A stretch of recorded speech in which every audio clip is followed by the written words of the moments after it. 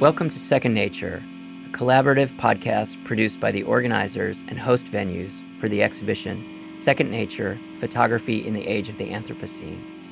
I'm Marshall Price, Chief Curator, and Nancy A. Nasher and David J. Hemaseger, Curator of Modern and Contemporary Art at the Nasher Museum of Art at Duke University, and one of the curators of the exhibition. I'm joined by my co-curator, Jessica May. Hi, Marshall. I'm Jessica May. I'm the Executive Director of the Kemper Museum of Art in Kansas City, Missouri. Our exhibition presents the first major photographic survey examining the Anthropocene thesis through the lens of global contemporary photography. The Anthropocene is generally defined as a proposed geological epoch in which humanity has had an impact on the global climate. Over the course of this project, however, we've come to understand the Anthropocene not as one singular narrative, but a diverse and complex web of relationships between and among humanity, industry, and ecology, the depths of which are continually being discovered. This episode was recorded live at the Nasher Museum of Art at Duke University on October 3rd, 2024, and features three of the exhibition artists, Joiri Minaya, Cara Romero, and Camille Seaman in conversation with Duke professor Michaeline Crichlow.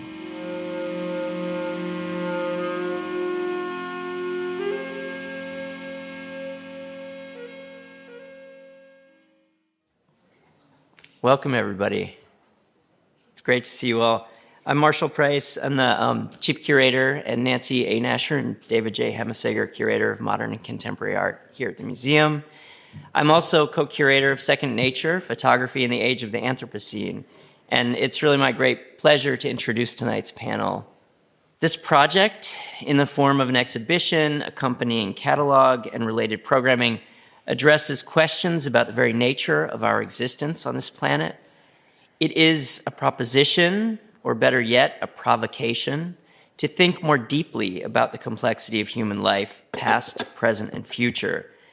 And while we read daily about increasing emissions, sea level rise, extractive practices, and other global transformations, these concepts live abstractly in our imaginaries. It is the artists, and I would argue in particular the photographers who make them concrete. Like their forebears in the 19th century, exhibition and travel photographers, or even the new topographics photographers of the 1970s, artists of Second Nature have developed new approaches and new languages to tell the stories of our present. Each of the artists on the panel tonight work in different climatological zones and bring with them distinct perspectives on how humanity interfaces with ecology and the environment. I'm just going to give a quick introduction for each of the panelists tonight. I encourage you to look online at their biographies. They are long and with many accolades, so I'm not going to name all of them. I'm just going to go through this fairly quickly. Immediately on your right, to my left here, is Camille Seaman.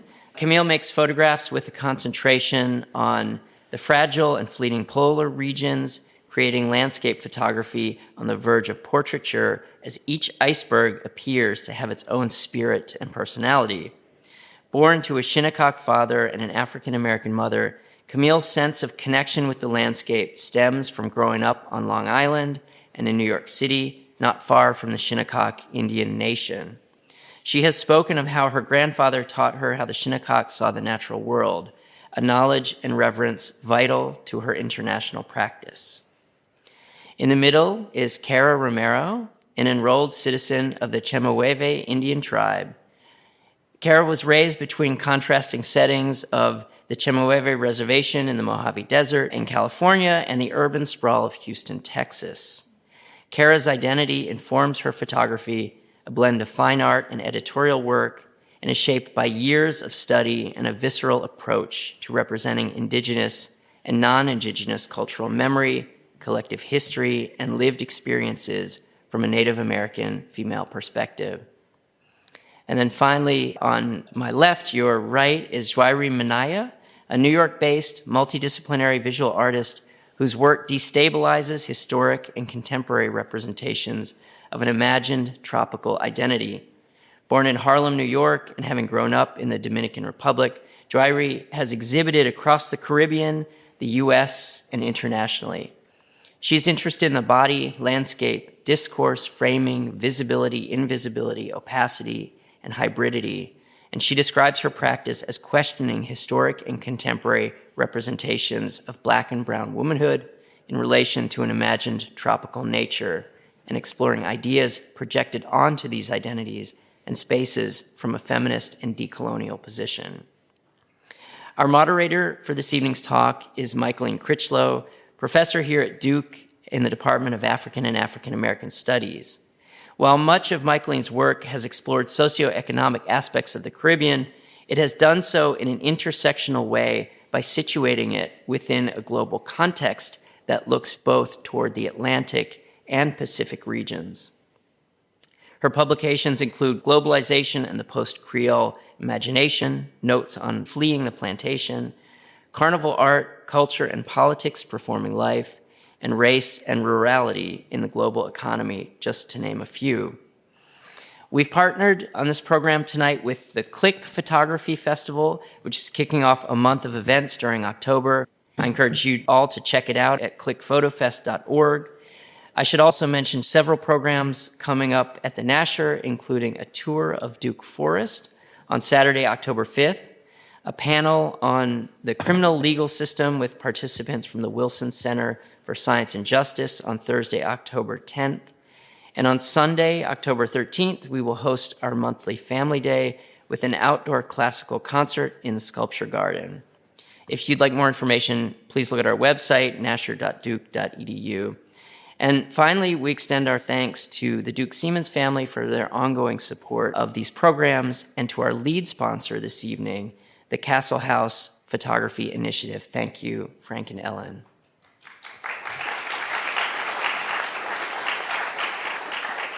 And with that, I will turn it over to our speakers. Good evening. I'm Joiri Minaya. I'm a Dominican United Statesian interdisciplinary artist based in New York. I grew up in the Dominican Republic, like Marshall said, and I have been in New York for the last 13 years. And in thinking of the Anthropocene, I wanted to start this slide with some documentation I've been doing in the last couple of years of my mom, who I was thinking of the fast fashion industry and the big footprint that it has. It's one of the biggest uh, things we've done to the environment. And my mom plays a small part in that giant chain of consumerism because for about like 30 years, she's had a clothing store in the Dominican Republic. So I grew up, although I migrated to the States, like to live here 13 years ago, I grew up traveling with her during summertime vacation. She traveled more than that. To go to like the New York Garment District or like little outlets that are dying out or no longer exist in places like Elizabeth, New York or Reading, Pennsylvania to buy wholesale and discount merchandise to then resell in the Dominican Republic in her small um, shop. And I think that that strongly shapes my interest and sensibility to working with fabric and pattern, having grown up surrounded by that aesthetic.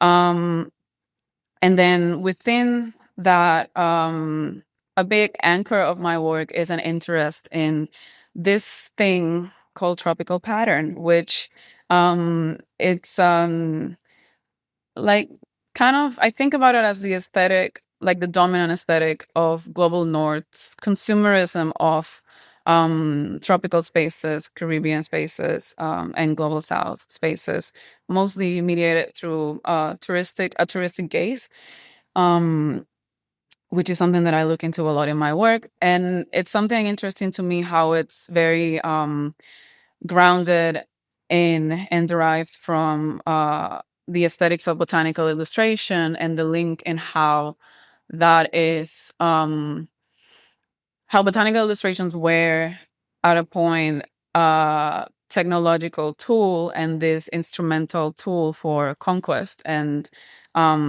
understanding the knowledge of how to exploit these plants. So for my first years in New York City, after school and while in school studying art, I was interested in this construct of identity that people seem to place me in as a Dominican woman. So one of the first things I did was Googling Dominican women, and I found this very stereotypical, hypersexualized, dominant, repeating pattern of how Dominican women are imaged on the internet. Um, and from there, it was a thread that I still follow, looking into this interchangeability of woman, landscape, and nation in the Caribbean region through images made across time. So this is postcards, posters, publications from the 50s, 60s, 70s. And through that line, I have ended up making these collages where I'm trying to subvert these constructs and ideas, um, some of which were focused in covering up the body, trying to deny the availability of this image for consumption in the way that it was circulating, which led to the series that I'm showing here in this show. So the Container series is a series where I have been kind of translating those 2D collages to a 3D, 4D um, experience. So in these bodysuits where I encase myself to re-perform these poses that I found repeated a lot in this Google search, but that also go into other constructs. So like I started classifying the photos that I found. Um, you have a lot of odalisque-esque figures lying on the beach. So that inspired some of the photos that I was constructing.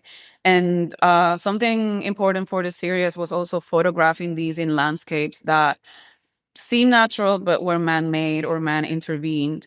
So like man-made beaches or botanical gardens.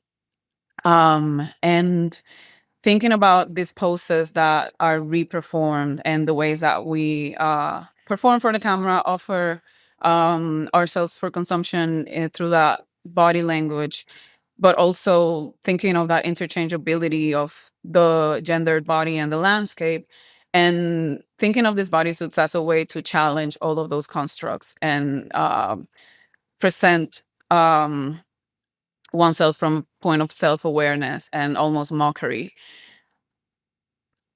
So that's that series. Interestingly enough, you've been seeing the series from 2020 on-ish. The first two photos in the series, which is this one, container number 1, and container number 2, which is the one in this show, um, the patterns were not so tropical. It was still kind of more camouflagey. The shapes were not so defined. It wasn't as intertwined with this performativity of posing for the camera. They're much more nuanced. And I find it interesting that the work that I've been making since this series is going back to that more nuanced and opaque representation of the body. So I wanted to end my presentation here. Thank you.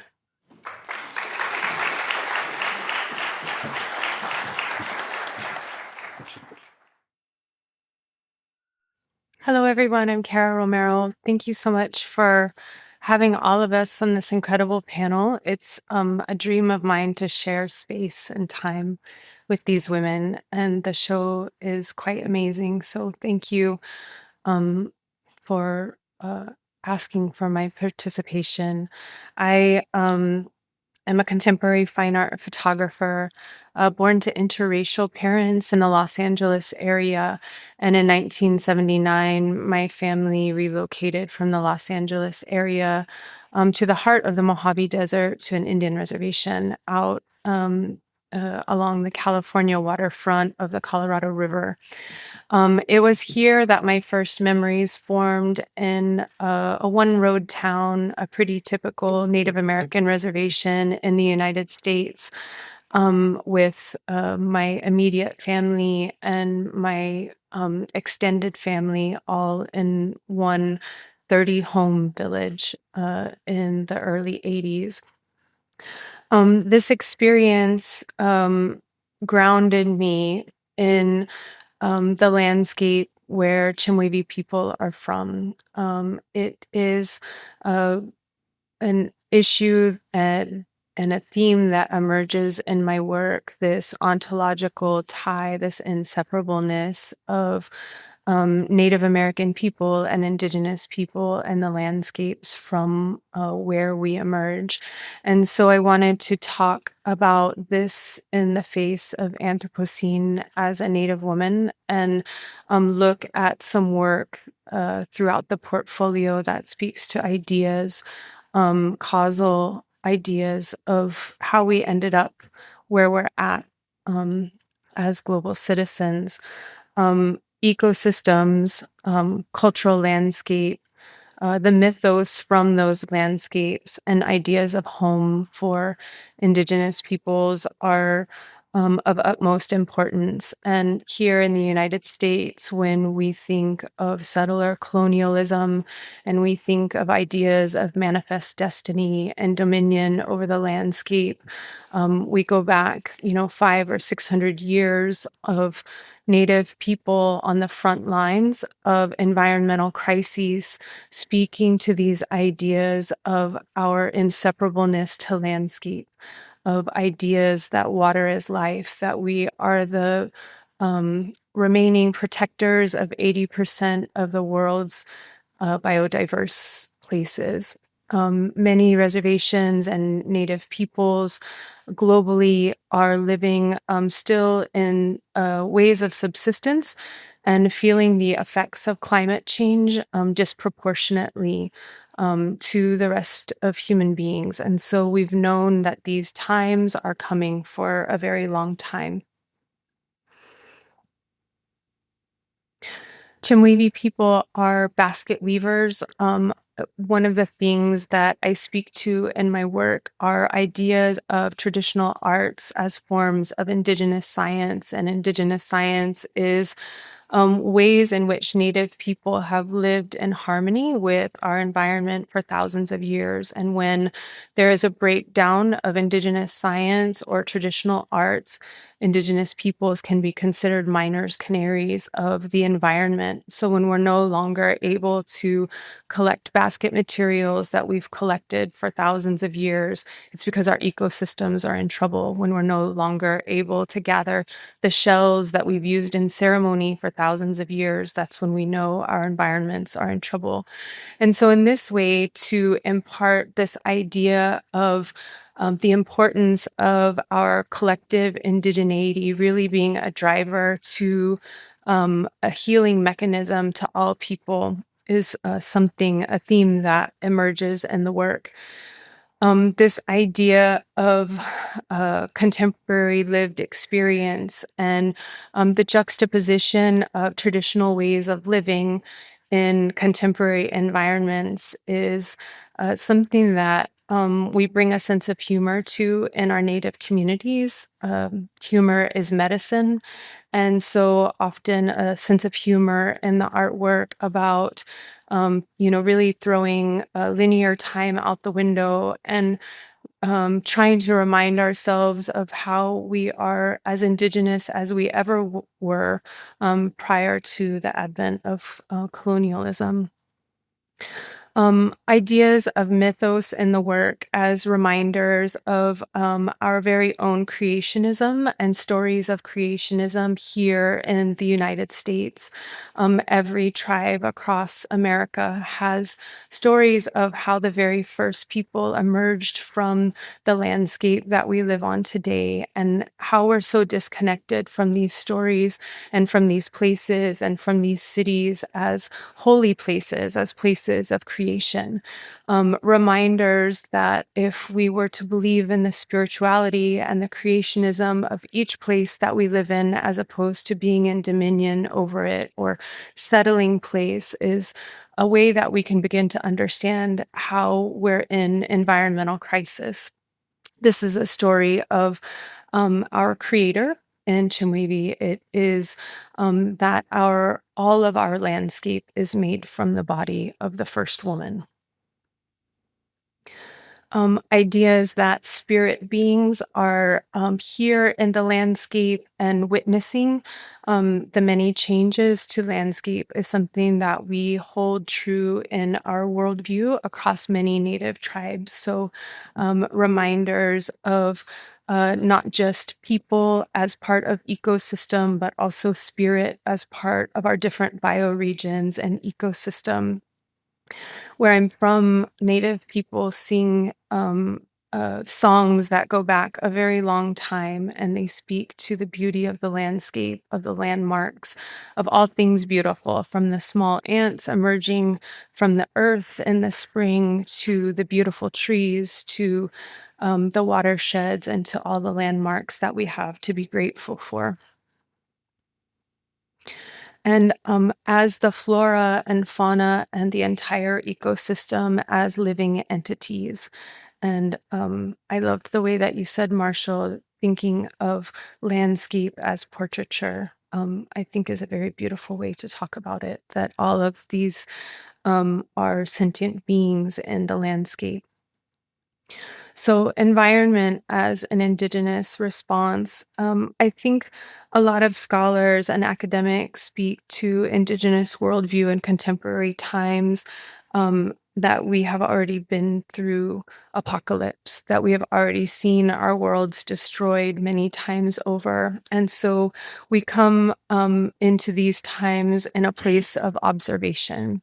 And this piece is in the show and it's called Evolvers. And this was an invitation to make a piece that was part of public art in Coachella Valley uh, as an Indigenous response to the landscape from where I'm from. And these four young boys appeared in the series of billboards.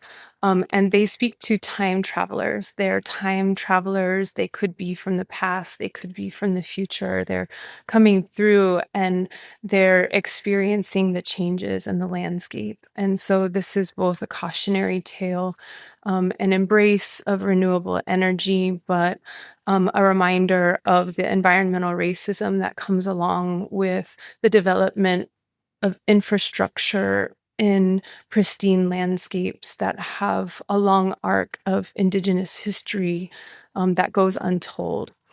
And so the stories of here again, spirit and the landscape, and of Indigenous stories of American history that go untold become very important to me in the work. Stories of contemporary flooding, of historical flooding, whether it be impacts of climate change in areas that are flooding now because of climate change is actually the conception of this piece called Water Memory, as well as historical flooding, declaring of Indigenous lands as eminent domain for energy security, for the security of energy in the United States, an age-old story of resource extraction from native lands, whether it be gold or oil or water or solar or petroleum. It goes into the backyards of people of color and typically Indigenous peoples. And without these stories, we wonder how we come through time and end up where we are. But that is why storytelling from within culture is so important. Absence, erasure, and presence. When we erase the stories of Native people, it is a form of genocide. And without the stories of Indigenous peoples, we do not know or understand how we got to the places that we are presently. And so I often am telling stories of beauty, of resilience, of Indigenous science, of lived experience, contemporary experience, and things that have come through time against all odds so that people can see us as living and contemporary peoples, so that we can tell stories of stop and look what we've done when we've developed sacred areas in the name of gold and oil. And so that we can take a look at our new ruins and the landscape and the juxtaposition of not only what we're facing as far as environmental destruction, but also the connections between misrepresentation and academia and media and how it affects us as Native people. And then finally, I'd like to end with this idea of Indigenous futurisms and recentering Indigenous science.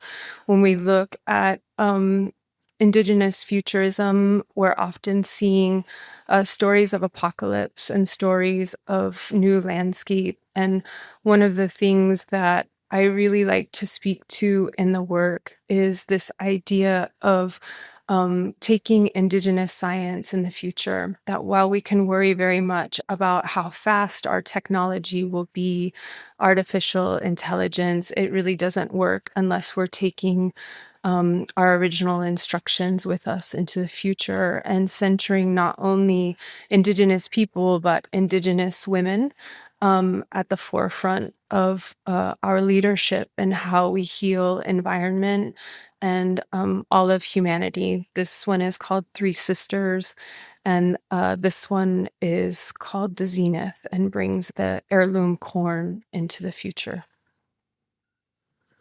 Thank you.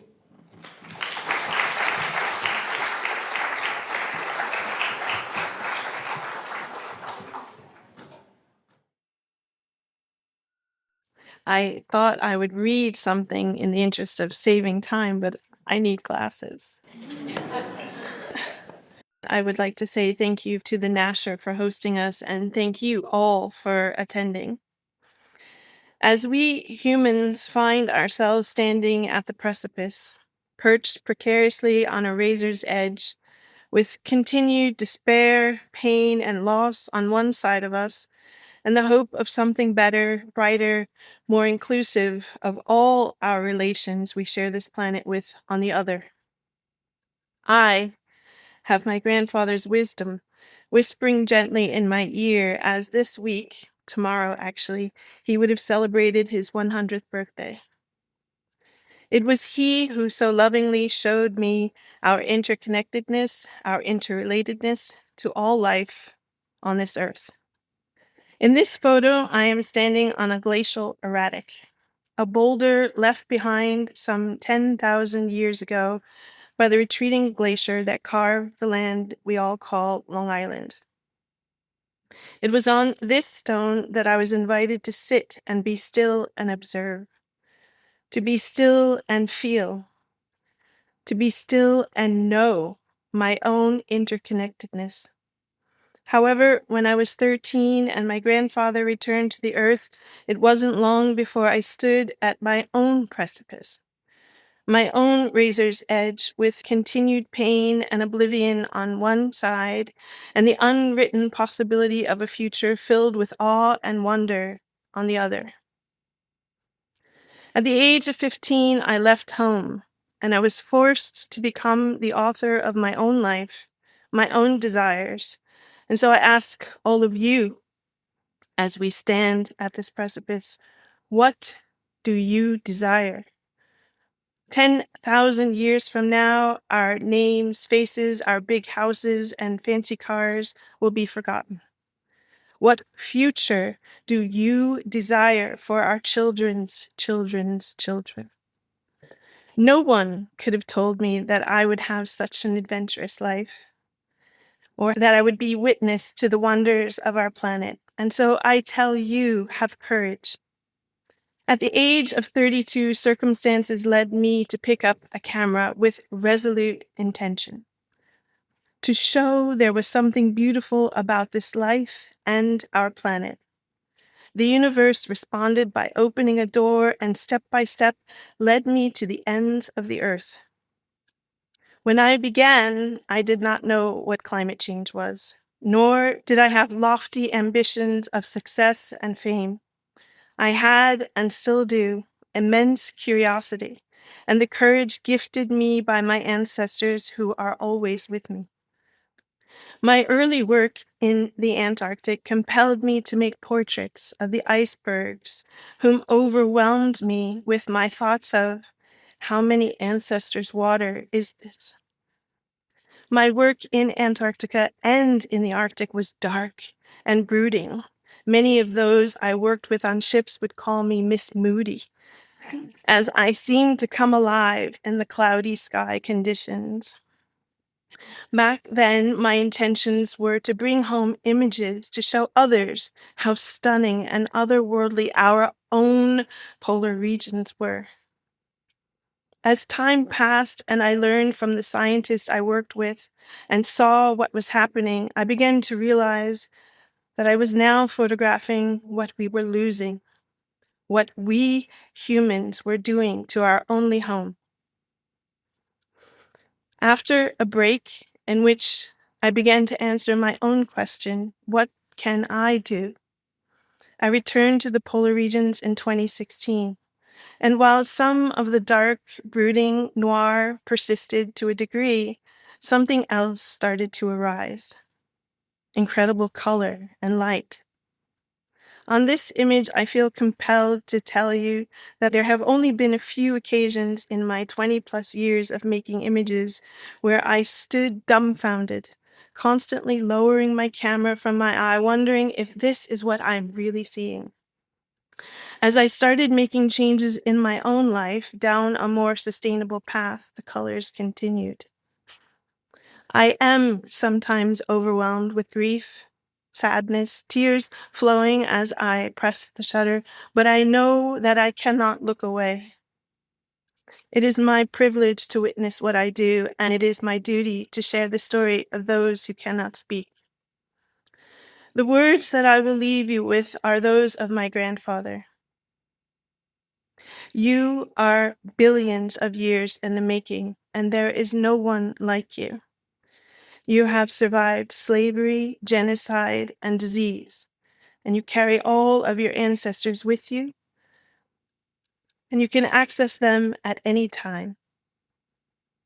You were born of this time for this time, and your job is to find the one thing that you can do like no one else can, and do that thing in service of each other. In other words, be a good ancestor. Tabrutnik. Thank you.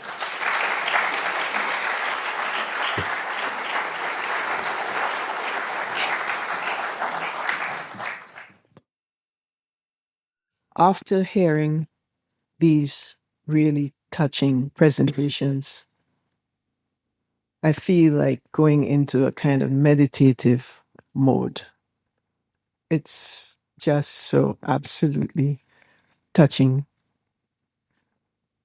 What is very uncanny about the moment is that we are in the midst of a disastrous event which refracts the show's messages through visual images of 45 different artists. I never knew that Helene would be so disastrous. I live in Durham and experienced only the heavy duty rains, which didn't affect me at all. And so I didn't have the sense that something dreadful was happening 4 hours away in Durham. These are the sorts of images, and it seems to really suggest the ways in which an urgency of sorts, an urgency of climate change, and in a place where it was never supposed to happen. In fact, I read in the Washington newspaper that Asheville was considered to be a place away from disaster. And I always thought, as a mountain town, that this could never happen. But it did.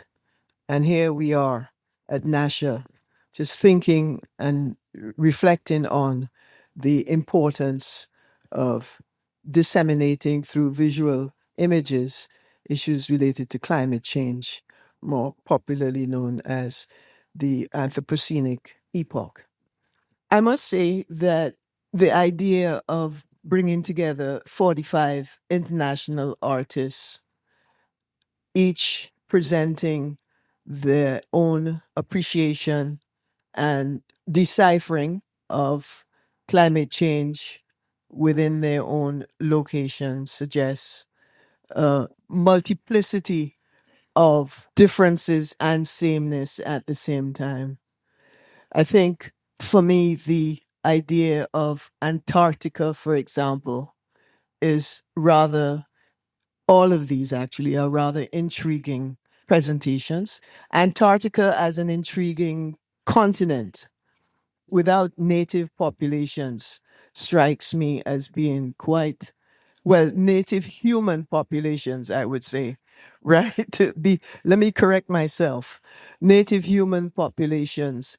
And obviously, without native human populations, there's nobody there except, science labs, etc., that aren't producing CO2 emissions, but yet still are feeling the impact of climate change. It seems to me that that's an interesting way. Do you know that Antarctica was once, 300 million years ago, a very warm place with fauna and flora, dinosaurs, etc.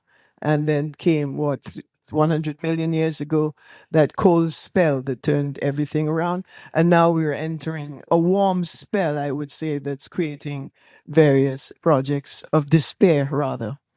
Thank you so much for your presentations. The idea of decoloniality seems to run through both Joiri's and Cara's presentation. It's about coloniality, but there's also that other side of decoloniality as well. The idea that has been picked up in several academic publications, is small industry actually, of the way that we ought to think of indigeneity. We ought to think of the ways in which genocide has occurred in the Americas and the ways in which Native Americans have projected themselves or lived existences that are fundamentally adaptive and resilient. Concepts that really suggest that there's nothing we can do, and therefore, but I think the image that you present certainly is an adaptive image. There's a technological awareness of what's happening. Usually people think of, returning to a kind of natural nature sort of thing. But what you've presented, Cara, is a way in which there's a kind of possibility of actually living both a kind of technological existence as well as coexisting with a traditional kind of way. And I thought perhaps we would like to expand on that a little bit. Joiri, your consuming the Caribbean is a very popular kind of perspective in the literature, how the Caribbean has been consumed as an early modern space with its proto-industries via plantations, and also accompanied by a sort of parallel stereotyping of place and people as places of leisure, as you mentioned there, and places of people without a history, people who have not contributed to the expansion of the Atlantic world economy, for example. That history has certainly been erased in many ways, leading to the sorts of cries or appeals for kind of reparative justice. I wanted you to expand on the ways in which that consumption has led to, again, a certain kind of engagement with, well, let's call it a creolized way of living that recognizes the coloniality of existence, but you, in your work, seem to be trying to undo that kind of stereotypical colonial imagining that's still very much sustained on the island, either through institutions or through practices, and certainly through the imposition of a particular form of development that seems to be not just peculiar to the Caribbean, but peculiar to actually all of the works that we see that are in the exhibition at Nasher today. So perhaps you can elaborate on the ways in which you envision the particular pieces that you have presented here at Nasher actually flip the Anthropocene on its head, so to speak. No pressure. I'm sitting for a minute with everything you said because I think everything is very rich and I don't know quite where to begin, but I think what is highlighted to me is this patterns of consumption, both, as you said, in the past, in the plantation economy, and then how that is now overlapped through this lens of other ways of consuming, strongly mediated by tourism. I think what I wanted to speak about is, we talk about decolonization, and we also must talk about re-indigenization. And I think for me, my entire life is living in wonder at, our grandparents and our own communities, not just resilience, but the incredible wealth of knowledge that has traveled through time. And I think, with photography of Native peoples, it's such a strange thing to talk about culture through photography because it so often evokes stagnant images or stereotypical images, trapped in time at the turn of the century, made from outside of community, but that maybe captured people's attention that they thought we vanished, that the people of that time vanished. And I think it's so important, this vehicle of photography, to drive not only contemporary images of Indigenous people, but the hope that while we can adapt and become contemporary peoples, that we still hold these sacred educational bundles that are tied to ecosystem and bioregion that really could flip the Anthropocene, that really could flip humanity and spirituality and reconnect humans with their place in nature. And really, so many of Indigenous lifeways are about reciprocity to our environment. And, so many new ideas of technological advances or ideas of like biomimicry or rights of nature, these are all based in Indigenous philosophy. And so, there's a lot of, I think, exciting things happening with land back movements and co-management of landscapes between Native and non-Native people that I think that we're just beginning to understand what Indigenous people have been saying for a very long time. The Anthropocene is not something that's new to our experience. We've known for quite some time that the world was changing and that also Mother Earth will take care of herself, right? That it's we as humans that are in dire trouble, not the Earth herself. Would you say something about Antarctica? Why Antarctica? Well, it's not just Antarctica, but our polar regions are the reason that we as humans exist. Humans have never existed on this planet before there was permanent ice at our poles. And it is in our best interest to make sure that we continue to have permanent ice at our poles. Our polar regions act as a stabilizer, giving our temperate zones a stable climate. And as our polar regions are disrupted and we have the melting, then you see the effect that happens in our temperate zones. It's sort of like that stabilizer has been removed. But I think the bigger things that I'm hearing that, of course, I'm like, yes, yes. Things that we need to acknowledge is that Indigenous peoples are evolving cultures. They are not static, they are living. And you cannot expect us to be held in a cylinder in a way you have in your romantic mind of how we should be. Our identity is complex and changing. In relation to language, I think if we want to survive as a species, you're absolutely right. The earth will go on.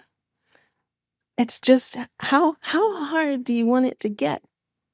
How expensive, how damaging before you realize that this is not the way.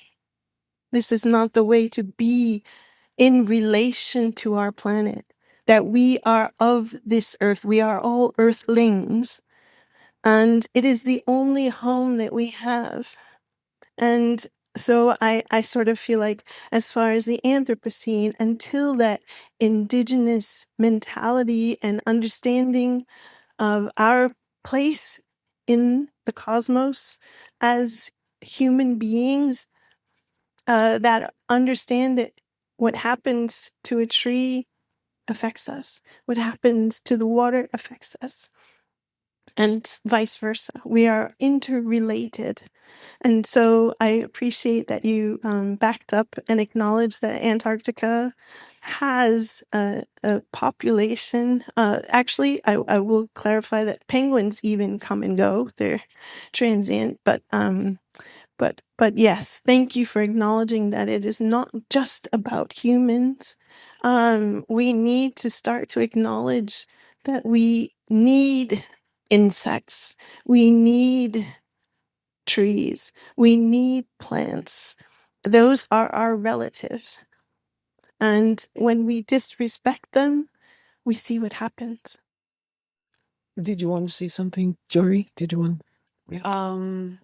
Well, yeah, I was thinking about these modes of seeing and imaging and picturing the other and the role of this in crafting this discourse that these places, these people are uncivilized and are not the future. And what we're seeing is how things are flipping and how the technologies for survival have always been there in a sustainable way in these places that we have othered and in these communities that we have othered. So I feel that that's also an important through line through all of our works that I was thinking about hearing you guys speaking.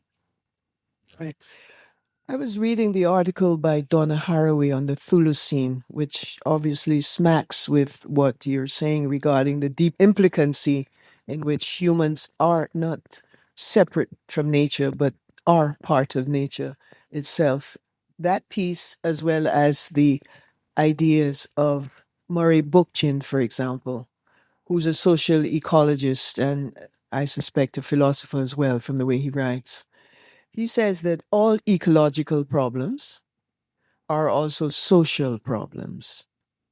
They are related to how we treat others, humans, and other animals. And their solution lies in resetting those relationships that will surely flow into how we recreate, or rather claim ourselves as being nature too, and therefore building a more harmonious relation with all living things.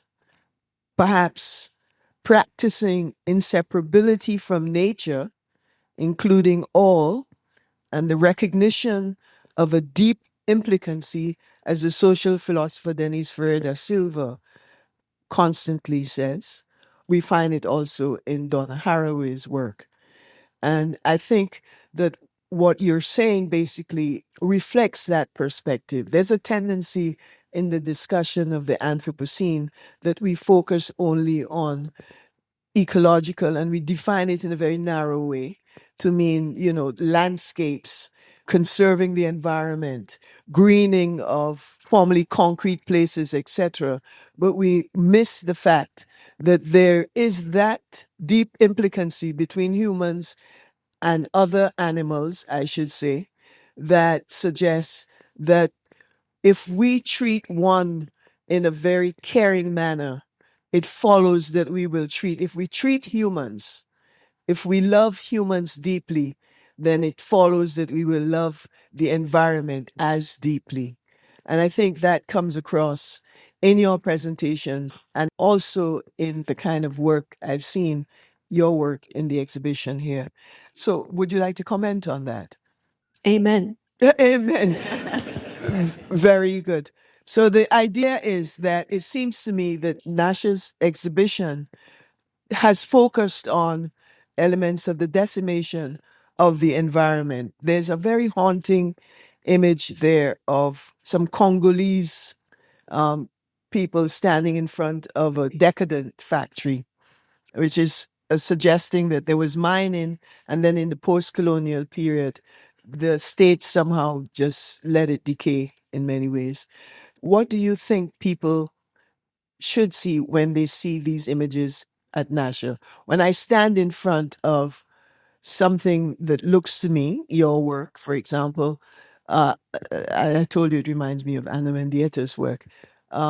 This sort of embeddedness in nature, so to speak, it comes across as somebody who's wearing a garment, a fabric that seems to smack of nature, right? Could you say something? Yeah, about totally. that? Yeah. Because that's another reading that one gets from that. Yeah. Not just the decrying of the consumption of the Caribbean, but also a kind of gesture towards a certain kind of connectivity that's being missed.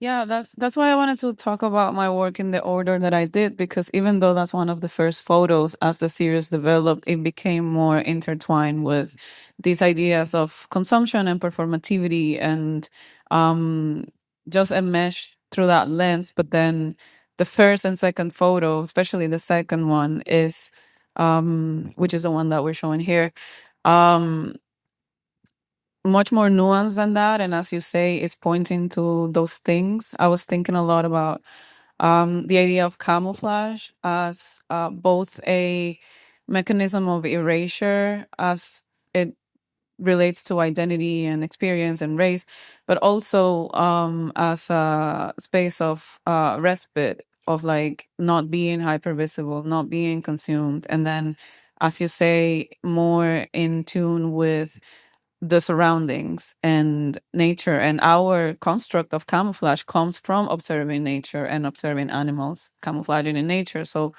um thinking about those relationships, and um I don't know if I'm turning the conversation to a different direction, but when you were talking about that image of the Congolese mine workers, it made me think of um a more recent video that I've been shooting in the region where my mom and grandma are from, in the south of the Dominican Republic, in Barahona, and Pedernales, where they are now turning um, they're in the process of turning what used to be a port for Alcoa, which is a mining company that extracts bauxite, that they had operating in the 60s and 50s in that region.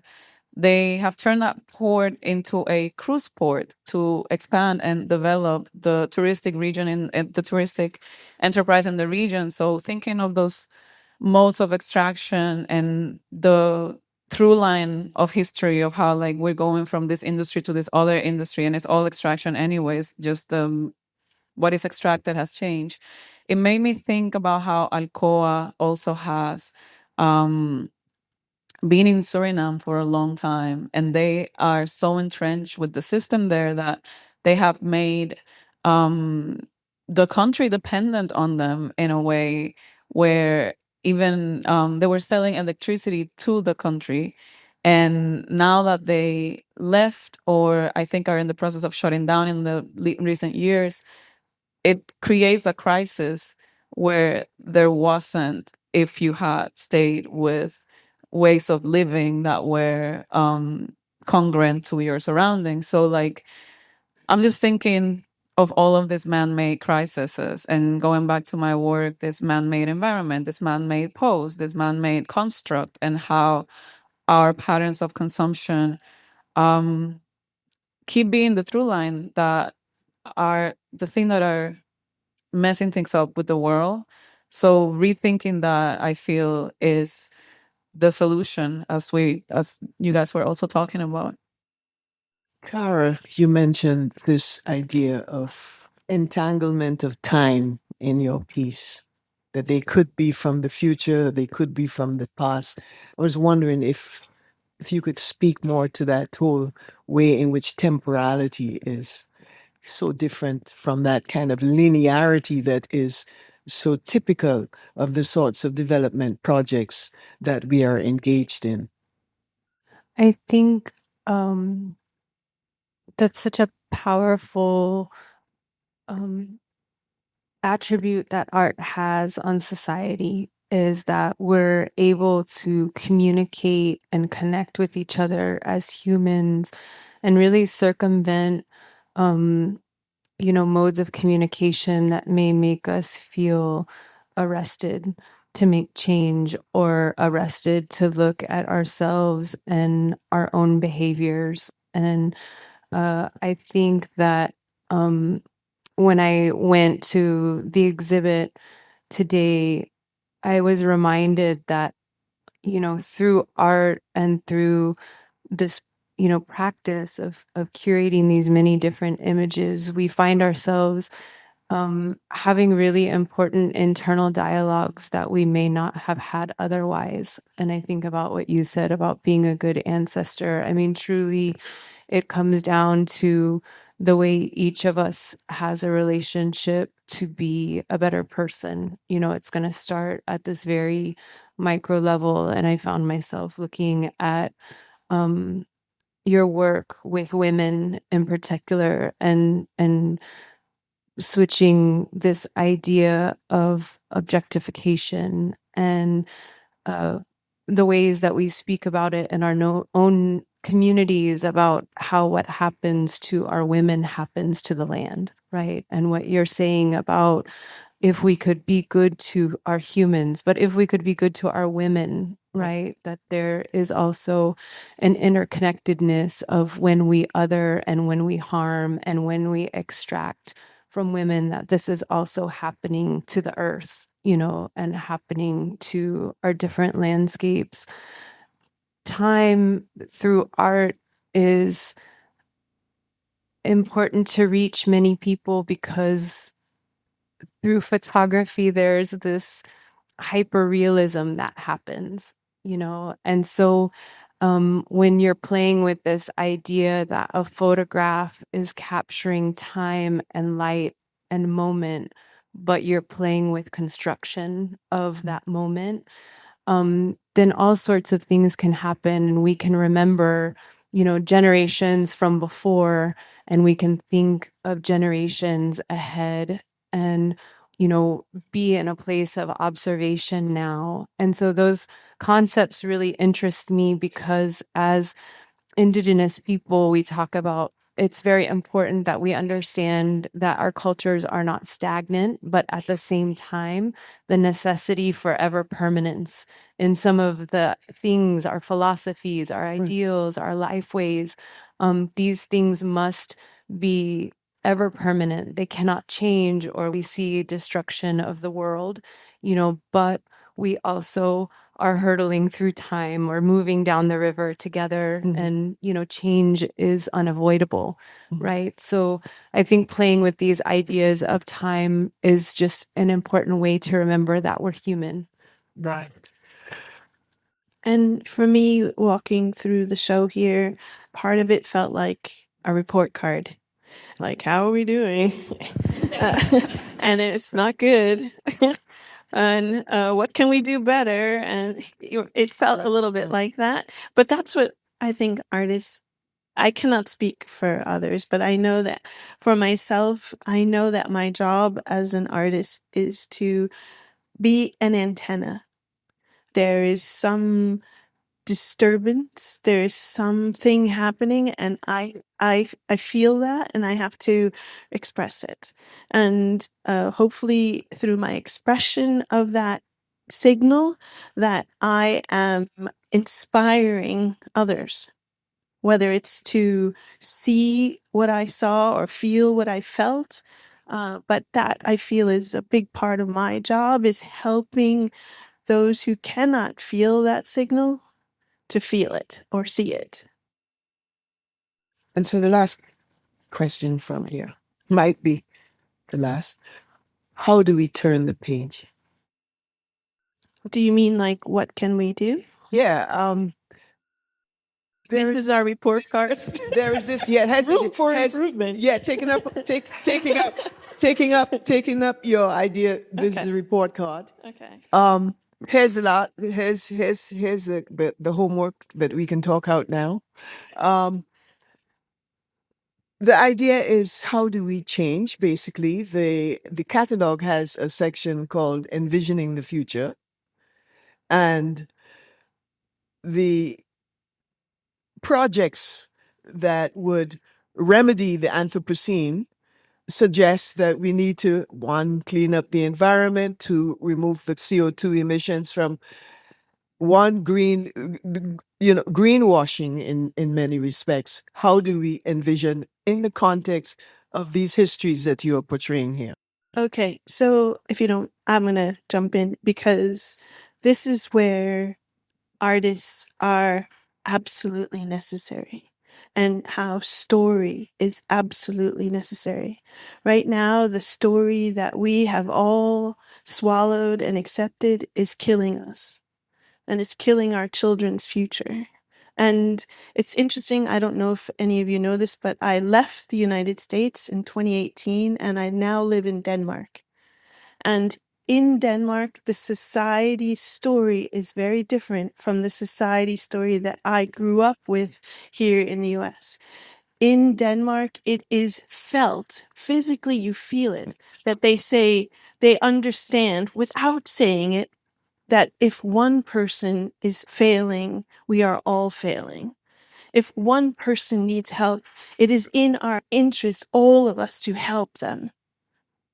Because otherwise it creates dis-ease. And so I think before you can, greenwashing is never going to work if the stories don't change, if the way that we treat each other doesn't change. Instead of seeing someone and going, well, glad that's not me, we need to understand that is me.